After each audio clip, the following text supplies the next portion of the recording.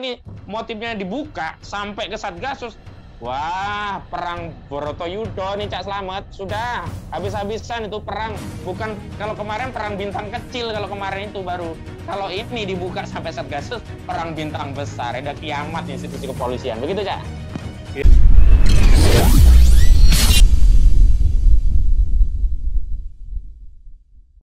Bang Ahmad Kosintin. Assalamualaikum warahmatullahi wabarakatuh, Bang Ahmad Kosintin. Waalaikumsalam warahmatullahi wabarakatuh. Selamat Ya, malam yang Pak muda. Kunto, Pak Malam, Taufik, Pak Kak Kosidudin, Selamat Pak Taufik. semuanya. Iya, Selamat malam iya. semuanya. Bang Ahmad Kosintin, kalau kita perhatikan apa yang menjadi sinyalemen Komnas HAM itu sejalur dengan rekomendasi di poin ketiga Komnas HAM, yakni bahwa adanya dugaan tindak pidana kekerasan seksual. Dan kalau kita bicara masalah tindak pidana kekerasan seksual, sebagaimana kita tahu, dugaan pelecehan seksual kemarin kan sudah di SP3, apa yang jadi aduan PC Putri Chandrawati ini. Dan proses pidana yang lain yang menyertai dugaan pembunuhan berencana ini juga menyertai, diantaranya tadi yang kita singgung juga sebelumnya, sebelum diskusi ini kita mulai dengan Pak Sulaiman Piponto, adalah dugaan pidana obstruction justice, ya obstruction of justice, ya obstruction of justice yang kemudian Tempo memberikan satu rilis, dugaan itu disematkan juga diproses, namun ini juga masih perlu diklarifikasi seperti apa keterkaitannya, yakni 3 Kapolda. Di antaranya adalah Kapolda Metro Jaya, Kapolda Jawa Timur, dan Kapolda Sumatera Utara kalau nggak salah. Seperti apa Anda melihat terkait dengan sinyalemen Komnas HAM ini dan arah ke depan proses pengadilan terhadap Verdi Sambo? Apakah nanti ujung kasusnya meringankan atau memberatkan sesuai dengan harapan publik, Bang Ahmad Kusnudin? Baik, Bismillahirrahmanirrahim. Assalamualaikum warahmatullahi wabarakatuh. Waalaikumsalam warahmatullahi wabarakatuh. Karena tadi pertama nyinggung Komnas HAM ya, saya ingin menyampaikan kritik ke Komnas HAM. Jadi saya pikir Komnas HAM harus fokus tupoksinya ya, sesuai dengan ketentuan Undang-Undang Nomor 39 Tahun 1999 tentang Komisi Hak Asasi Manusia, junto Undang-Undang Nomor 26 Tahun 2000 tentang Pengadilan Hak Asasi Manusia.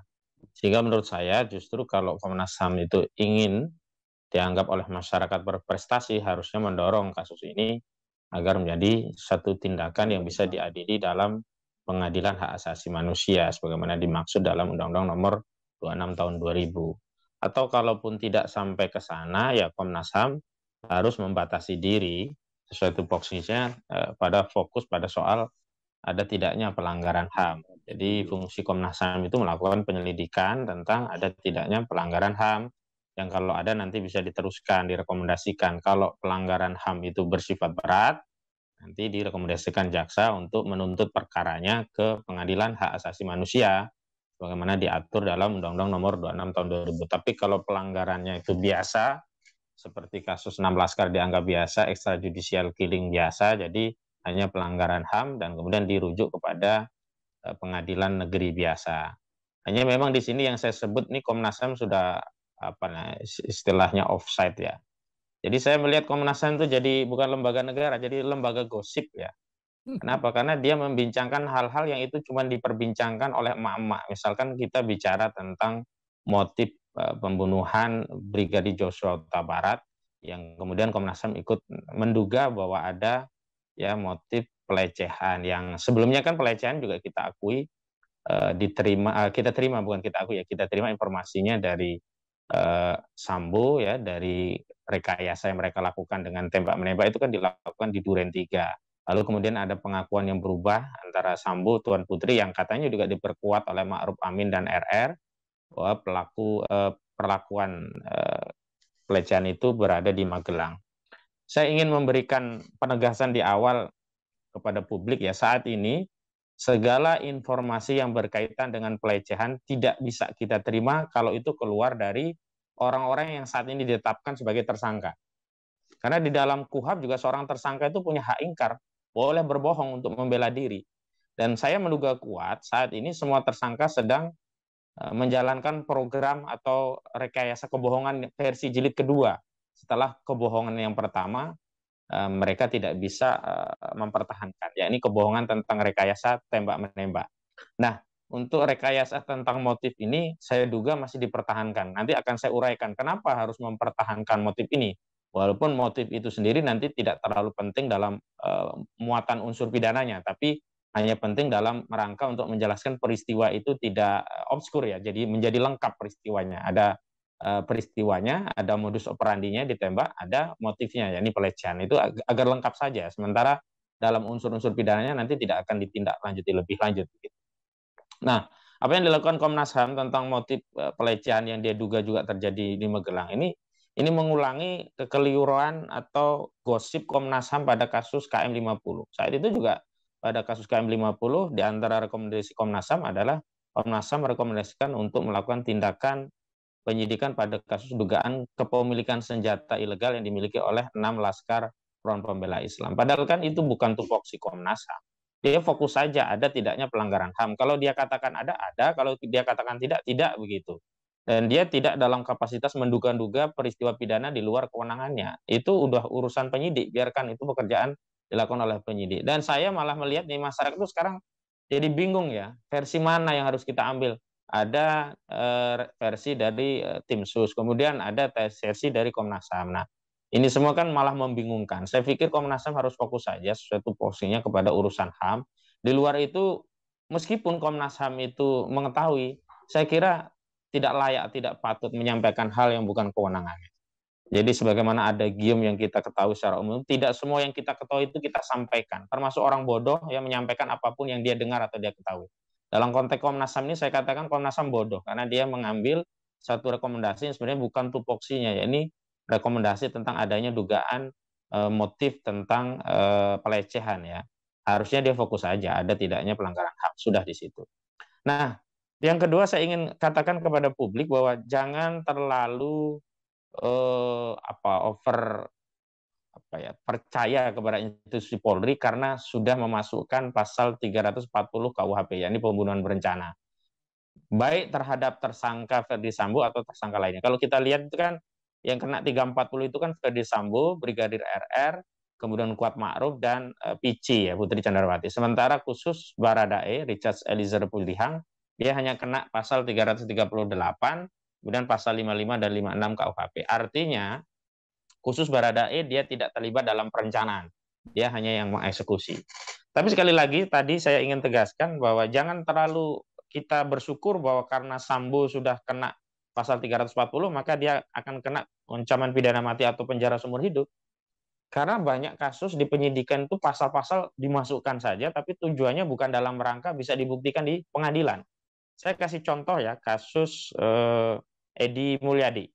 Edi Mulyadi itu kasusnya semua pasal dimasukin. Ada pasal 28 ayat 2 Undang-Undang ITE, ada pasal 156A KUHP, ada pasal 14 Undang-Undang nomor 1 tahun 1946, ada pasal 15 Undang-Undang nomor 1 tahun 1946. Ketika sampai di proses penuntutan, ternyata jaksa hanya mampu membuktikan dan menuntut berdasarkan ketentuan pasal 14. Pasal 28 yang terkait syarat suku, agama, ras, dan antar golongan yang terkait ada ketersinggungan dari masyarakat adat tertentu ternyata tidak dapat dibuktikan karena memang saat itu Edi Mulyadi tidak pernah menyebut nama suku tertentu, dia hanya menyatakan tempat jin buang anak di lokasi Ken, tidak menyinggung misalkan suku Dayak, suku Kalimantan lainnya, itu tidak ada. Makanya jaksa pun tahu diri sehingga unsur tentang pasal 28 itu tidak terpenuhi sehingga jaksa hanya fokus memaksakan ya mendakwa dengan pasal 14 tentang menebarkan kabar bohong yang menerbitkan keonaran.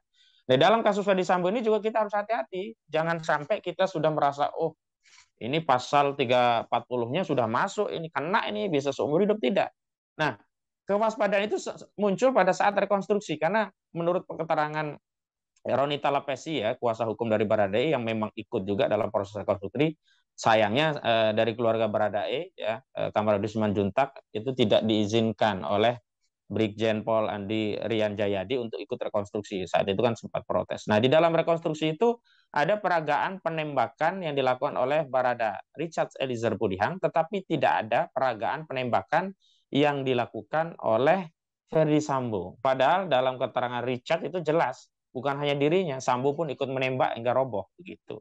Dan keterangan dari keterangan tersangka-tersangka lainnya itu kompak bahwa saat dalam konteks penembakan itu Baradae itu dia menyendiri, dia terpojok. Jadi yang mengeksekusi seolah-olah hanya Baradae.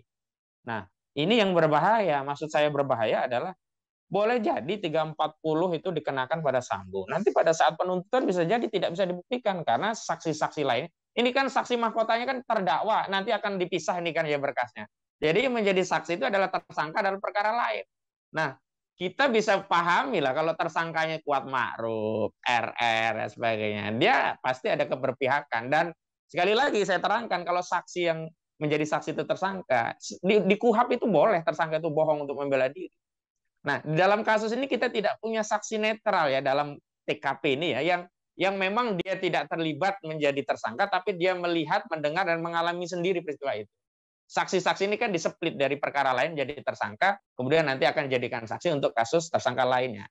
Nah, yang seperti ini akan sulit kita mengukur objektivitasnya. Sebenarnya ukuran yang paling objektif kalau dinilai dari sisi apa yang disebut oleh Kapolri sebagai pengungkapan dengan pendekatan scientific crime investigation itu adalah hasil dari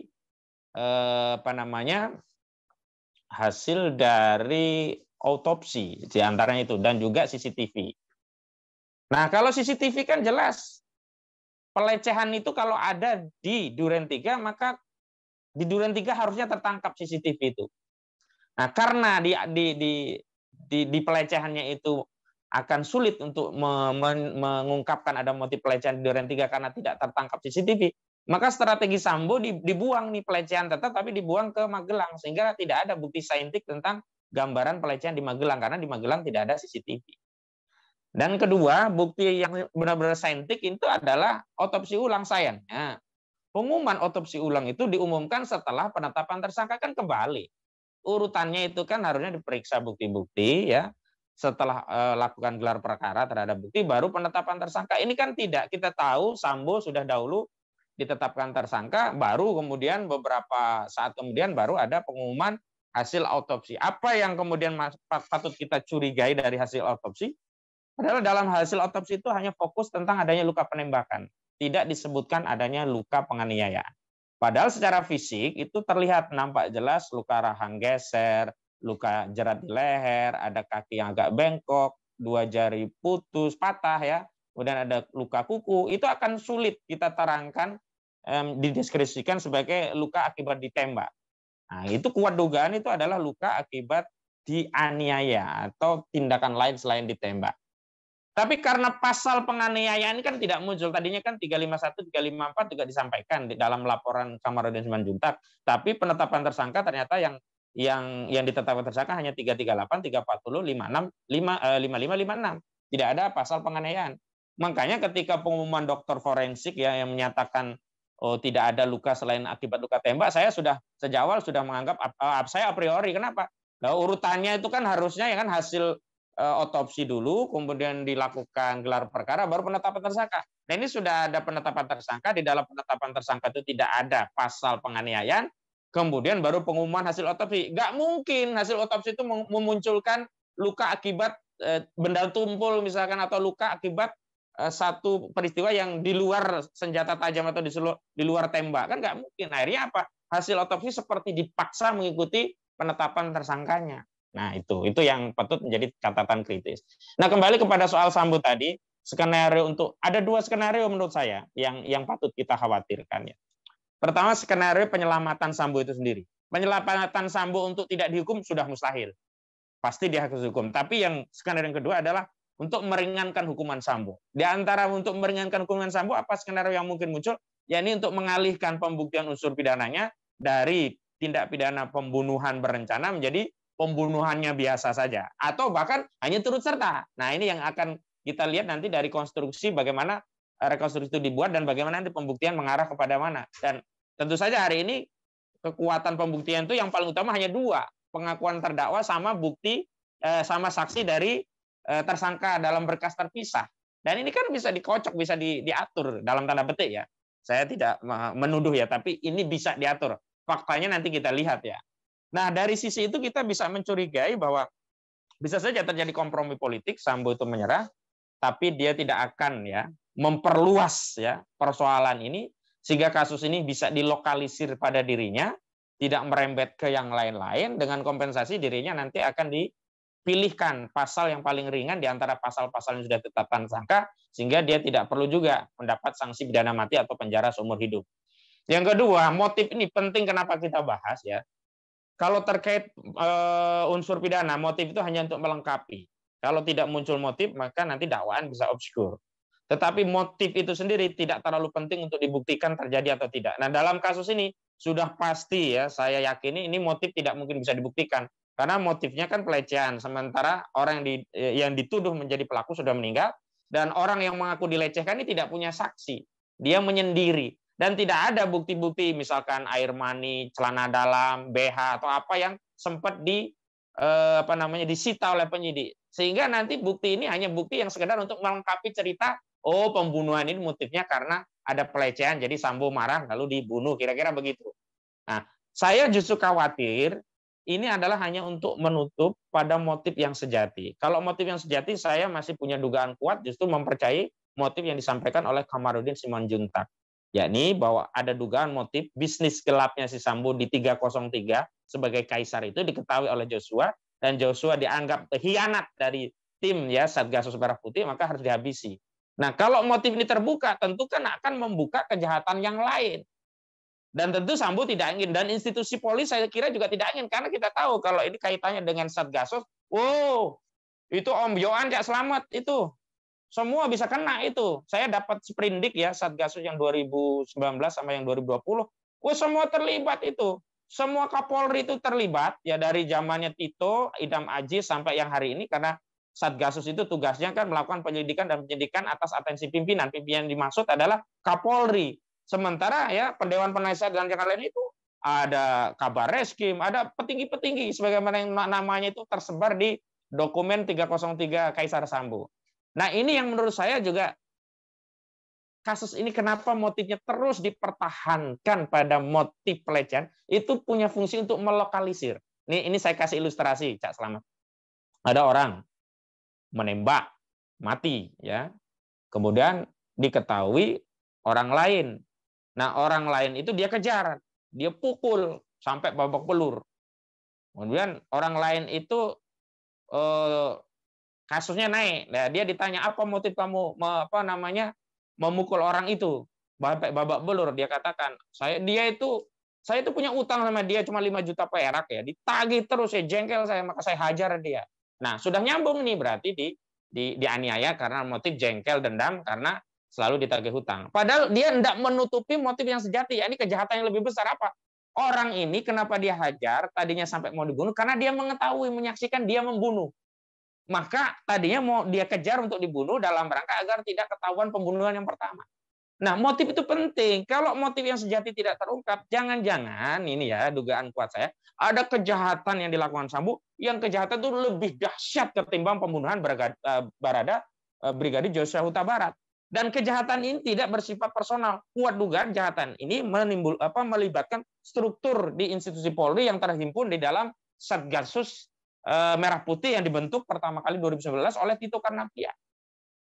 Dan apa yang disampaikan Kamarudin Simanjuntak itu nyambung. Kenapa? Karena ancaman ya terhadap Baradae, sebagaimana dia curhatkan ya kepada calon istrinya saat itu ya Vera Simanjuntak, dia diancam dibunuh. Siapa yang membunuh? Sekuat lama atau sekuat baru? Sekuat lama.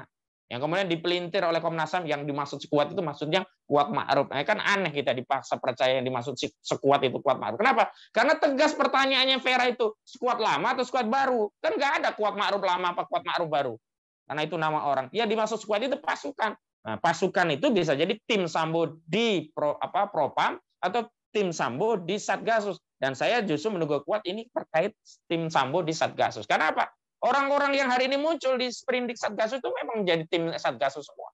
Dan yang kita khawatirkan itu adalah motif ini dipaksa di pelecehan itu agar tidak terbongkar ya kejahatan motif sesungguhnya, yang itu terhubung dengan Satgasus Merah Putih. Dan karena itu saya kan berulang kali kepada Pak Kapolri, kalau memang benar-benar ya mau bongkar-bongkaran, jujur ya berantas geng Sambo, buka itu audit Satgasus. Satgasus diperiksa, melakukan penyelidikan dan penyidikan kasus apa saja. Yang kedua, yang sedang berjalan apa, yang sudah terjadi apa, yang di SP3 berapa, yang sedang ongoing berapa, yang sudah masuk di kasasi berapa, kemudian barang buktinya yang disita berapa, apa semuanya barang bukti dibawa ke pengadilan, atau ada yang dibagi-bagi oleh anggota Satgasus. Ini kan pertanyaan-pertanyaan yang hanya bisa dijawab kalau ada audit terhadap Satgasus, termasuk di dalamnya meliputi audit kinerja maupun audit keuangan begitu. Tapi ketika kasus ini mau difokuskan pada motif pelecehan, maka kuat dugaan ada sesuatu yang lebih besar yang ditutupi. Yang kedua, saya melihat juga ada motif untuk berkompromi pada siapa saja yang terlibat pada kasus Sambo. Jadi yang parah-parah saja ya, ada beberapa. Misalnya Cuk Putranto kan juga di PTDH, dia lagi banding nih, karena dia juga terlibat dalam obstruction of justice. Saya melihat obstruction of justice-nya juga tidak kemudian memang digelar secara terbuka dalam tanda petik, semua pasal-pasal itu dikenakan dan semua orang terlibat itu diproses. Misalkan pasal saja. Di kasus obstruction of justice itu kan yang dikenakan pasal 221, 233, kemudian ada 48, 49 Undang-Undang ITE. Tapi tidak pernah dimasukkan pasal 14 atau 15 Undang-Undang Nomor 1 Tahun 1946 tentang menyebar kabar bohong yang menerbitkan keonaran. Padahal obstruction of justice dalam bentuk gradasi menyebarkan kabar bohong itu ada. Misalkan rekayasa tembak menembak itu kan kabar bohong. Walaupun misalnya kalaulah ya kabar bohong itu tidak disematkan kepada misalkan Brigadir Jenderal ya Brigjen Pol Ahmad Ramadan selaku Kepala Biro Penerangan Masyarakat Divisi Humas Mabes Polri, karena dia juga yang cerita sejak awal yang mengumumkan ada tembak menembak, atau tidak dikenakan kepada Kombes Budi Herdi Susianto selaku mantan Kapolres Jakarta Selatan, karena dia yang bolak-balik mengatakan ada tembak menembak. Paling tidak ini dikenakan kepada Ferdi Sambo karena cerita ini awalnya dari Ferdi Sambo. Dan terakhir kan status obstruction of justice terhadap FS yang sebelumnya sudah disampaikan oleh Kapolri dia termasuk kena pasal obstruction of justice, itu kan dievaluasi, belum, masih dievaluasi. Nah, dari situ saya melihat ini sebenarnya kasus ini kalau kita bicara puzzle ya, kalau kita bicara ini pulau Indonesia ya, wilayah Indonesia, yang dibuka itu baru wilayah Pulau Bali. Masih banyak pulau-pulau lain yang belum dibuka dalam kasus ini. Begitu, Cak, sekedar pengantar dari saya. Itu terhadap kasus Ferdi Sambo yang sangat dikhawatirkan nanti pola-pola sebagaimana yang diungkap oleh Pak Sulaiman Ponto dalam konteks pidana korupsi dan diulas oleh Dr. Muhammad Taufik itu nanti akan lolos bagaimana yang sudah di-framing sedemikian rupa, dugaannya di-framing seolah-olah ini pernyataan sebenarnya memberikan bantalan bahwa dengan kuasa yang dimiliki sebagaimana kemarin Pak Sulaiman sampaikan, kuasa kekaisaran Sambo itu yang benar-benar akan mempengaruhi proses berikutnya ini, baik proses pemidanaan dan proses yang ada di selanjutnya setelah P21 nanti. Bang Ahmad Husindir. Ya, saya akan bagi dugaan lokalisir itu pada beberapa agenda ya. Yang pertama, melokalisir dalam agenda untuk memberikan sanksi yang ringan kepada Ferdi Sambo. Ingat, Cak Slamet, di dalam sistem pidana kita itu hanya mengenal maksimum tuntutan atau maksimum pidana. Misalkan diancam maksimum pidana mati, maksimum penjara seumur hidup. Tapi sistem pidana kita itu tidak mengenal ancaman minimumnya itu berapa pidananya. Maka ruang yang sangat luas ini yang kemudian dalam tanda petik ya bisa digunakan oleh hakim suka-suka. Misalnya kan hakim benar sih 340 terbukti, tapi kan hakim nggak harus memberi pidana mati. Hakim mau kasih 2 tahun ya terserah hakim karena tidak ada larangan di dalam KUHP orang melakukan pembunuhan berencana terus hanya dipidana 2 tahun, nggak ada larangan. Hanya diberi ruang kalau mau memberi sanksi sampai pidana mati bisa. Jadi ruang pemberian sanksi yang tidak ada batasan minimumnya ini yang membuat hakim bisa memberikan sanksi paling rendah.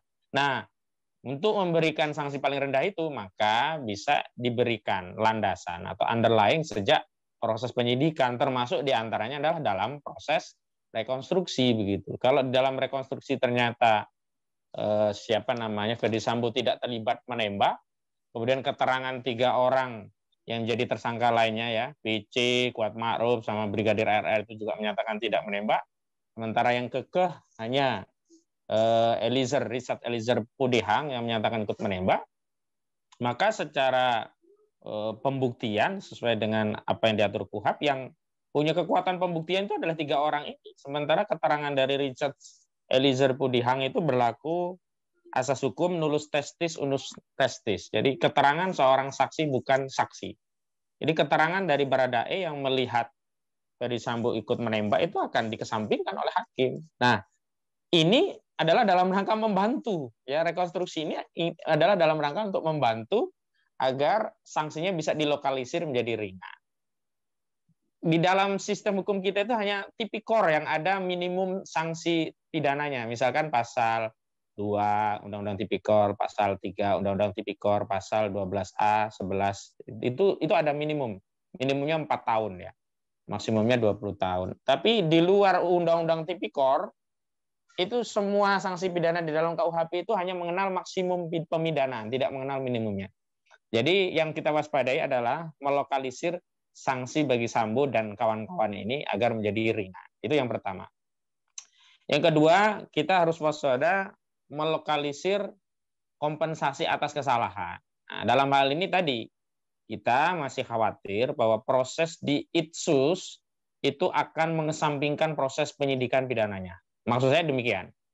Ketika ada anggota kepolisian misalkan nanti di PTDH-kan atau diberikan sanksi lain selain PTDH, misalkan demosi, dimutasi di luar wilayah dan seterusnya, sesuai dengan ketentuan peraturan polisi nomor 7 tahun 2022. Itu masih ada kemungkinan ya PTDH itu juga untuk melokalisir bahwa ya lu gua pecat aja tapi lu nggak masuk penjara, sementara pidananya nggak jalan. Nah ini kan kita belum punya keyakinan apakah setelah PTDH pidananya jalan. Yang dikabarkan ke publik kan hanya ada beberapa perwira yang di PTDH. Misalkan Cuk Putranto itu kan kena PTDH, dia banding. Dan banding ini juga akan menjadi problem, Cak, karena orang banding itu bisa 2 keadaan. Kalau di militer banding itu dianggap sudah nggak taat sama komandan. Makanya di TNI itu nggak ada putusan dibanding, rata-rata siap terima. Tapi kalau di institusi polisi memang di Perpol nomor 7 2002 itu banding panjang itu. Banding itu kan 3 hari sejak putusan bisa banding. Kemudian memori banding itu bisa diajukan 21 hari sejak pernyataan banding. Artinya banding dalam rangka tujuan untuk ya buying the time ya, memperpanjang pertarungan ini sampai publik lupa dengan kasus ini sehingga nanti bisa disanksi ringan, itu bisa dilakukan. Nanti ngirim memori bandingnya tidak buru-buru. Jadi misalkan hari ini saya menyatakan banding, misalkan begitu polisi yang diadili. Dia nggak buru-buru besok menyerahkan memori banding. Jadi hari ke-20 atau pas ke-21 hari sejak pernyataan banding baru diserahkan. Kan lumayan memperpanjang waktu gitu. Sambil menunggu dinamika politik masyarakat, opininya sampai di mana. Kalau nanti Pak Sulaiman Ponto nggak diskusi terus kan udah lupa nih masyarakat. Jadi bisalah nanti kita cincai cari sanksi yang paling ringan ini. Nah, melokalisir kasus menjadi kasus hanya pelanggaran etik dan tidak ditindak secara pidana itu juga problem yang harus kita waspadai yang kedua. Yang ketiga, melokalisir pihak-pihak yang sebenarnya terlibat tetapi tidak ditarik sebagai pihak. Nah, ini juga kita kan sangat bergantung kepada kejujuran institusi Polri karena meskipun ya sudah disebutkan ada 90-an yang diperiksa, kita kan tidak punya keyakinan sebenarnya yang dilibatkan ini apakah hanya 90 itu atau lebih dari 90 sebenarnya. Tapi sebagian dilokalisir. Dan dari 90 itu juga kita tidak tahu apakah semuanya akan kena sanksi secara etik dan pidana atau akan ada proses lokalisir lagi begitu. Nah, kenapa demikian? Karena begini, dugaan saya, ini saya meminjam istilahnya Pak Sulaiman Ponto ya, otoritas yang dilakukan Sambo untuk mengarang kasus ini ya rekayasa itu, pertama otoritas dia sebagai Kadipropam saat itu, kedua otoritas dia sebagai kepala Satgasus yang bisa lintas markas ya, bisa ke Polda, bisa kemana-mana. Yang ketiga ya otoritas Sambo yang punya duit banyak sebagai kaisar. Nah, tadi ada dugaan kan 3 Kapolda ya, Kapolda Sumatera Utara, Polda Metro Jaya, satu lagi kalau nggak Jatim, Jabar ya, Jatim atau Jabar? Jawa Timur. Ya itu. Nah, itu kan sebenarnya di luar kewenangan Propam, tapi di dalam Satgasus, Sambo ini kepala Satgasus dan Fadil Imran itu di bawah Sambo kalau dalam sprindik Satgasus dan Polda-Polda itu di bawah Satgasus. Artinya saat merekayasa kasus itu Satgasus Sambo juga menggunakan kewenangan Satgasus ya untuk mengerahkan polisi-polisi sehingga masih sampai meluas tadi ya. Kalau yang di Propam banyak itu wajar lah karena anak buah dia di Propam. Tapi yang di luar Propam itu kan nggak mungkin menggunakan kekuatan Propam. Nah, dugaan saya tadi menggunakan kewenangan Satgasus karena mereka memang sebelumnya sudah terbiasa satu tim di dalam Satgasus ini gitu. Nah, melokalisir orang-orang pihak-pihak ini juga penting dalam rangka untuk apa? Karena kalau mau, mohon maaf ya, saya kurang yakin dengan statement Kapolri mau habis-habisan yang bukan. Karena kalau mau bedol deso lah gitu, katakanlah begitu. Semua yang terlibat ya diganti gitu. Rasanya banyak perwira, banyak jadi pertama menengah sampai tinggi dan juga banyak polisi yang terlibat karena anggota kasus Satgasus itu ratusan. Nah, itu yang menjadi challenge tersendiri gitu. Apakah ini akan mau benar-benar habis-habisan atau tidak. Nah, yang selanjutnya adalah lokalisir isu. Nah, lokalisir isu ini karena saya mencium aroma yang sangat kuat bahwa sebenarnya kejahatan Sambo bukan hanya pada kasus pembunuhan Brigadir J, tapi tadi terkait Satgasus itu sendiri.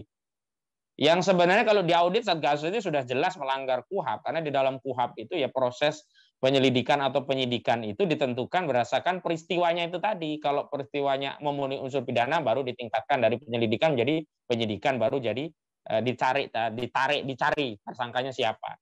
Bukan atas atensi pimpinan. Dengan Satgasus ini kan jadi peristiwa pidana itu tergantung Kapolri. Kenapa? Kalau ada atensi Kapolri untuk menyidik itu jadi perkara, kalau ada atensi Kapolri itu jangan disidik nggak jadi perkara. Jadi ya, proses penyelidikan dan penyidikan itu tidak tunduk pada KUHAP Undang-Undang Nomor 8 Tahun 1981 tentang Kitab Undang-Undang Hukum Acara Pidana, tapi tunduk kepada atensi Kapolri. Karena sprindik Satgasus jelas ya, tugas pokok dan fungsi Satgasus untuk menjalankan proses penyelidikan dan penyidikan dugaan tindak pidana atau peristiwa pidana di Indonesia dan di luar negeri. Itu ada beberapa ya, ada Tipikor, ada ITE, ada macam-macam ya, atas atensi pimpinan. Nah, ini yang mau dilokalisir juga agar tidak sampai kepada Satgasus atau tidak sampai tuntutan masyarakat kepada audit Satgasus. Pintunya dari mana? Motif tadi, Cak. Maka pentingnya motif itu tidak terkait untuk membuktikan perkara di pengadilan. Benar, Pak Taufik katakan kalau untuk pidana di pengadilan selesai. Tapi motif tadi untuk mengunci agar publik tidak bertanya lebih lanjut. Biar selesai di situ begitu. Tapi ada tantangan. Karena kalau motifnya itu tetap konsisten ya pada pelecehan dan pelecehan dilakukan oleh Brigadir Joshua Huta Barat, ini marah nih keluarga Brigadir Joshua Huta Barat. Maka terus melawan mereka karena dengan motif seperti itu nama Brigadir J itu tetap cemar, sudah jadi korban, cemar. Nggak bisa mengklarifikasi juga karena sudah mati gitu loh. Nah, karena itu saya sempat melihat ada skenario merubah aktornya, jadi motifnya tetap pelecehan tapi mau dipindahkan ke Kuat Ma'ruf. Karena menurut pengakuan Deoli Payumara, mantan kuasa hukum Baradae, dia sempat mengatakan Baradae itu menceritakan bahwa motifnya sesungguhnya itu sebenarnya si PC ini ada main gelap sama si Kuat Ma'ruf. Nah, kalau dialihkan ke Kuat Ma'ruf kan selesai, jadi Baradae keluarganya juga sudah bersih dari tuduhan motif pelecehan, jadi tidak merasa tercemar. Nah, kalau Kuat Ma'ruf kan dia sudah siap menanggung semuanya, nggak ada masalah. Cuman secara kesan itu nggak kuat. Kenapa? Karena baru diungkap belakangan, orang juga akan melihat, oh ini cuma main-main. Makanya hari ini mereka sepertinya akan konsisten mempertahankan tetap pada motif pelecehan tadi, bukan dalam rangka untuk membuktikan di pengadilan karena tidak ada urgensinya ya. Kalau di dakwaan memang perlu motif itu diberitakan, tapi di dalam dakwaan itu tidak perlu membuktikan motifnya itu benar atau tidak. Yang penting sudah muncul motif gitu, Cak. Yang harus dibuktikan itu bukan motifnya tapi unsur-unsur pidana. Tapi kalau dakwaan tadi tidak menjelaskan motifnya, jadi kurang lengkap. Padahal dakwaan itu sebagaimana diatur pada ketentuan pasal 143 KUHAP itu harus dibuat secara cermat lengkap ya. Jadi dakwaan itu harus cermat lengkap, itu diantaranya memuat motif. Nah, motif yang terus dikunci dengan motif pelecehan yang hanya berpindah lokusnya dari tadinya di Durian 3, sekarang pindah ke Magelang, itu adalah dalam rangka melokalisir kasus ini hanya ansih pembunuhan, tidak ada hal lain selain pembunuhan. Jadi apa yang dikatakan oleh keluarga keluarga Brigadir J sebagaimana dikatakan oleh Vera Simanjuntak dan beberapa komunikasi dengan keluarga, ada dugaan ini motifnya adalah bisnis hitam yang diketahui oleh si Brigadir Joshua Huta Barat, termasuk rekening ya punya Brigadir Joshua itu setelah meninggal dikuras, ini agar terkunci, tertutup, sehingga tidak punya dampak yang lebih lanjut ke Polri. Karena apa? Kalau ini motifnya dibuka sampai ke Satgasus, wah, perang Borotoyudo nih Cak Slamet, sudah habis-habisan itu perang. Bukan kalau kemarin perang bintang kecil, kalau kemarin itu baru. Kalau ini dibuka sampai Satgasus, perang bintang besar, ada kiamat institusi kepolisian. Begitu, Cak? Ya, terima kasih Bang Ahmad Kusnudin. Saya ke